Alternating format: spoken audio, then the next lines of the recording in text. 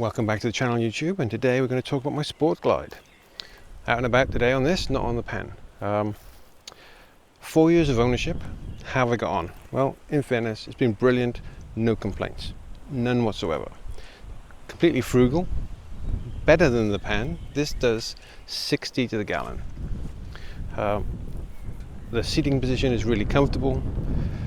The brakes are adequate. Right. We've only got one disc on the front, right? So I'm not going to go out and tell you it's amazing, because many of you will know there's a difference between a twin disc setup and a single disc setup on a heavy bike, right? So they're adequate, right? I use the back actually more than probably the front when I'm just in general slowing, etc. So, and that's probably not unusual. I have made a few tweaks cosmetically. The grips, the mirrors, changed from black to chrome. I've added the extra screen. I've changed the intake to the Screaming Eagle. But beyond that, that's about indicators. I moved up and added on the premium indicators with the ring effect. They have ring LEDs. So other than that, it's reasonably stock. I'm getting enough gear in panniers to accommodate for a day or two's little ride out. Perfect, right? The seating position's brilliant, and I've still got, after this time, the Harley seat. Nothing wrong with it, right? Perfectly comfortable. And I'm going to say, right, that's a real surprise. Let's talk about the storage. Perfectly adequate, as I said, for a day or two's ride out. You know, perhaps a bit longer. They're clamshell. Now, you can get more than you need, but I think it's a little deceptive. All right, you have to pack these a little carefully, right? So when you close them, and one is bigger than the other, you know, to accommodate for the exhaust. I think they've changed that with the ST. I think they're both the same size because they're a little higher, but certainly this one is a little smaller than this one. Harley do produce a liner. Now,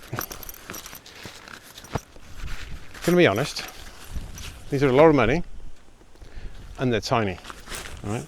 So yeah, word of caution there before you invest, all right? So they were a gift for me one Christmas, all right? So I'm not going to knock that. They are great for carrying, you know, a couple of pairs of jeans, some socks, you know, and a wash bag and so on, right?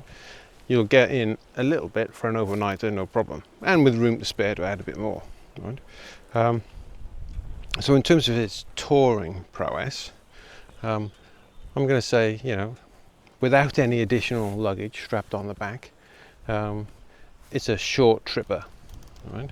Unlike the pen, I definitely can't get a helmet in these, and they certainly don't have a top box, and I certainly don't have the cavernous top box that comes with the ST. But that's a different kettle of fish, and that's a different bike, right?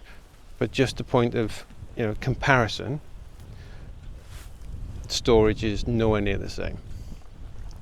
It is deceptive. Overall, in terms of how does this compare to, in my view, some of the others in the lineup. Now, in the UK, I understand the Sport Glide has been really popular. It is still for sale today as 24 models, right? If you look on the website. Now, I'm sure next year that won't be the case. The Harley will axe it completely, right? But in the UK, it's still available today. We have the new 25 models with all the modes, the 117.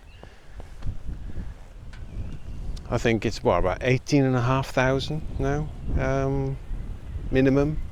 Well, actually no. I'll take that back.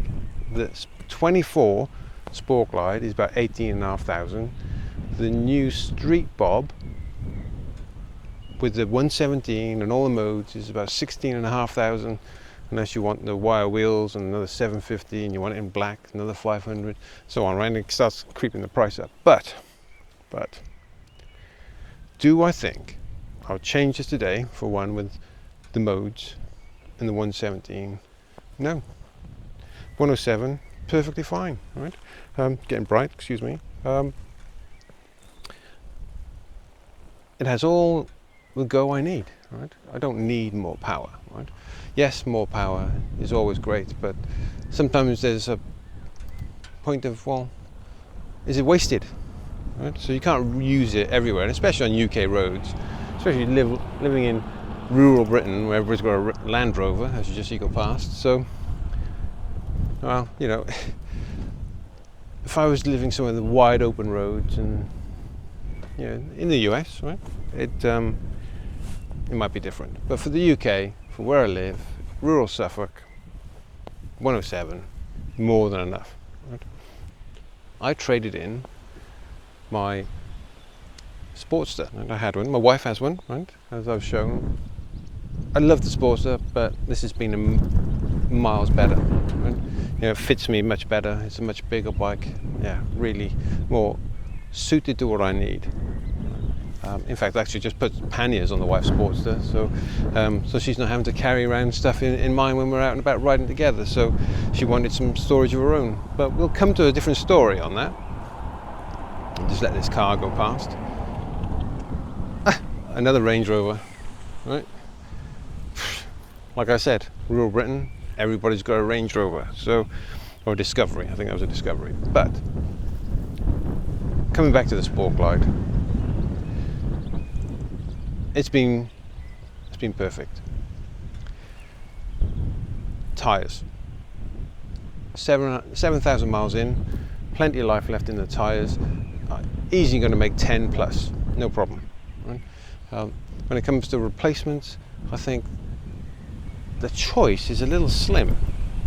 We'll have to look at that. I've been looking, preempting, because the wife's just gone over 10,000 on a Sportster, and her Scorcher 31s are getting a bit thin now, so she needs some new tyres this summer. I'm probably going to go with Commander 3s for that, but they don't make Commander 3s for this, not in the sizes, so it is what it is. But anyway, that's it for today, YouTube. Come back soon. We'll get some more footage when we're out and about. All right. Like, comment, subscribe, and I'll catch you next time.